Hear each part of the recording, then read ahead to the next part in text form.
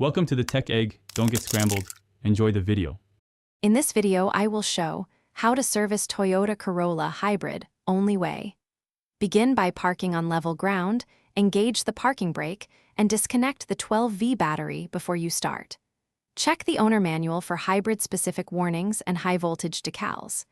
Keep a clean, organized workspace and use insulated tools near electrical components. Always allow components to cool before touching and label removed parts to simplify reassembly and avoid mistakes. Start routine maintenance by checking engine oil level and condition, then change the oil and filter as specified in the manual. Replace the cabin and engine air filters when dirty to maintain efficiency and air quality. Rotate tires and confirm correct pressures, tread depth, and alignment to extend tire life. Inspect brake pads and hybrid system coolant, topping off fluids as needed, and record service dates to track maintenance history. If you're enjoying the guide, please subscribe and like so more practical videos reach you.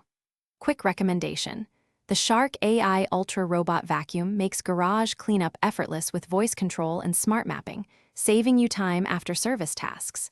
It even navigates around tools and cords with ease, which is great while working on a Corolla Hybrid. Check the description for the link and other deals, then now let's get back to the video.